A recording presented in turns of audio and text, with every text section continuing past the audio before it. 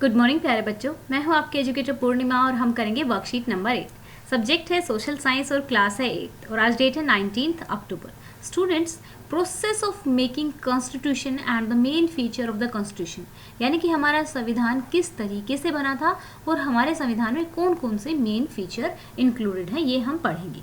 Procedure of constitution, ठीक है। जो कॉन्स्टिट्यूशन को बनाने का जो आइडिया आया था, जब इंडिपेंडेंस का यानी कि आज़ादी के लिए स्ट्रगल चल रहा था, तभी ये आइडिया आ चुका था। और उसमें ये कहा गया था कि हर एक सिटीजन जो होगा उसको इक्वल अपॉर्चुनिटी दी जाएगी, उसको इक्वल राइट्स दिए जाएंगे गवर्नमेंट्स में।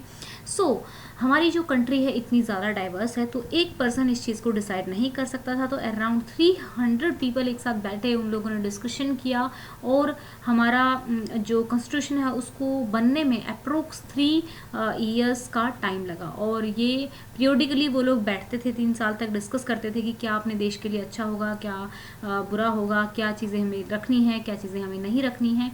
Constitution assembly meeting continued for next 3 years, ठीक है। कॉन्स्टिट्यूएंट असेंबली, ठीक है, कब बनी थी? 1946 में, ठीक है। When the constitution of India was form, जब कॉन्स्टिट्यूशन ऑफ इंडिया बनाया गया था, the drafting committee of constitution assembly was headed by doctor Bhimrao Ambedkar.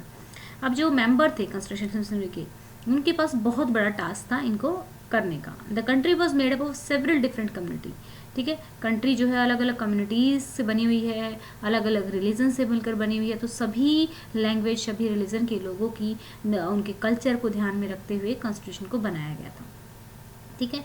हमारा जो कॉन्स्टिट्यूशन है वो रिटन है और सबसे लंबा कॉन्स्टिट्यूशन है। जब कॉन्स्टिट्यूशन बनाया जा रहा था तो भारत देश काफ़ी ज़्यादा मुश्किलें फेस कर रहा था।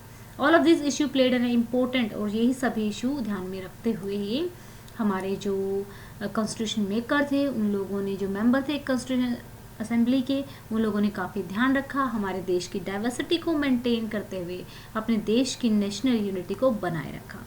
अब मेन फीचर फेडरलिज्म, यानी कि कई डिफरेंट टाइप ऑफ गवर्नमेंट्स हमारे देश की कंट्री को, हमारा जो कंट्री है उसको गवर्न करेंगी, ठीक है। फर्स्ट लेवल पे सेंट्रल गवर्नमेंट है, 3 लेवल्स पे हमारी गवर्नमेंट वर्क करती है। सेंट्रल लेवल पे जैसे कि हमारे पीएम है, ठीक है। स्टेट लेवल पे हमारे सीएम है। फिर सेंट्रल गवर्नमेंट सेंट्रल लेवल पे, स्टेट लेवल पे स्टेट गवर्नमेंट, फिर थर्ड लेवल पे सेल्फ गवर्नमेंट लाइक पंचायत राज, म्यूनसिपल कॉरपोरेशन वगैरह। अब रीज़न ये था कि 3 लेवल गवर्नमेंट क्यों रखेगी, क्योंकि जो हमारी कंट्री है वो बहुत बड़ी है और जो लोकल नीड्स हैं वो लोकल गवर्नमेंट ज़्यादा अच्छे तरीके से क्या कर सकती हैं, हैंडल कर सकती हैं, ठीक है। All the states can have autonomous right to take decision on the certain issue, there are some list in constitution for clarity of this issue. Activity करनी है बच्चा आपको, ये आपको क्या करना, write the name of near by bank. आपके जो बैंक पास में है, स्कूल पास में है, डिस्पेंसरी पास में है, हॉस्पिटल पास में है, पुलिस स्टेशन, आपके जो एरिया के एमपी हैं, एमएलए हैं, वो लिखने हैं, ठीक है। आपके एरिया के कॉर्पोरेटर का नाम लिखना है, क्योंकि हम डिफरेंट एरिया में रहते हैं, तो आपको अपने एरिया का लिखना है, आप जिस भी एरिया में रहते हैं, ठीक है। Find out under which level of a government they do work, और ये भी आपको पता करना है कि कौन सी गवर्नमेंट के अंडर वो वर्क करते हैं। एमपी, एमएलए, ठीक है। एमपी कौन सी गवर्नमेंट के अंडर वर्क करते हैं आपके एरिया के, एमएलए देखो एमपी तो किसके अंडर वर्क करते हैं, ये पुलिस स्टेशन वगैरह क्योंकि आपके एरिया के हैं। जो चीज़ें मुझे पर्टिकुलर सभी के लिए इक्वल होंगी वो मैं बता देती हूँ। एमपी जो है वो सेंट्रल गवर्नमेंट के अंडर वर्क करते हैं और जो एमएलए हैं वो हमारे स्टेट गवर्नमेंट के अंडर वर्क करते हैं।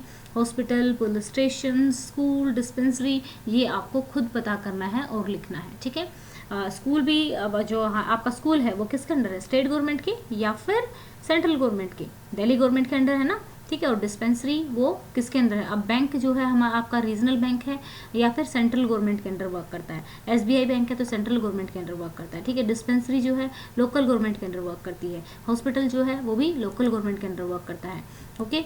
सो इसी तरीके से आपको लिख देना है। व्हाट आर द चैलेंजेस, अब आपको लिखने हैं चैलेंजेस क्या फेस करता है हमारा जो कॉन्स्टिट्यूएंट असेंबली थी, उसने क्या चैलेंजेस फेस किए। The challenge of maintaining national unity, कि भाई इतनी सारी डाइवर्सिटी के होते हुए नेशनल यूनिटी को किस तरीके से मेंटेन किया जाए। The challenges of providing equal opportunity or right to all the citizens. The challenges of keeping all the cultural and religious variation together. कि किस तरीके से सभी राइट्स को और जो भी सभी के राइट्स को इक्वली रखा जाए और सबको इक्वल अपॉर्चुनिटी दी जाए और सबके कल्चर को भी रिस्पेक्ट किया जाए। What do you understand by federalism? Federalism का मतलब क्या होता है, different type of a government at different level to govern the country is called federalism. कि अलग अलग गवर्नमेंट है अलग अलग लेवल पे देश को चलाने के लिए। The division of a power, या फिर आप ये भी डेफिनेशन लिख सकते हैं, ठीक है, दोनों में से कोई एक लिख सकते हैं। The division of a power between the centre and the state is called federalism, right. अब हम देखेंगे नेक्स्ट क्वेश्चन। नेक्स्ट क्वेश्चन में क्या है, how many level of government are there in our country, ठीक है, तो गवर्नेंस नहीं आएगा, हाँ गवर्नेंस ही है। How many level of governance are there in our country, 3 level of governance are in our country, what is central level, state level and local government, okay. So example इनके साथ में दिए हुए हैं आपके। नेक्स्ट है, why is the federal system of governance important for our country, because हमारी country क्या है, बहुत ज़्यादा डाइवर्स है।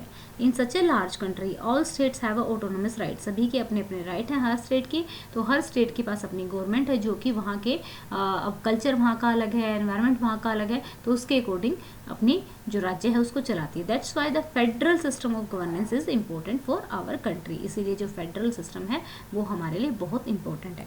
तो चलिए बच्चों हम लिख लेते हैं अपना टारगेट। तो टारगेट में आप लोगों को इस वीडियो को 500 लाइक्स तक पहुंचाना है, और हमारा दूसरा टारगेट है कि 100K तक हमें इस वीडियो को अपने 10 डेज के ड्यूरेशन में, ठीक है, जो हमारे 10 दिन है, कौन से 10 दिन, अक्टूबर तक, अक्टूबर तक हमें पहुंचाना है अपने सब्सक्राइबर को, अपने जूम एजुकेशन को 100K मेंबर्स तक, ओके।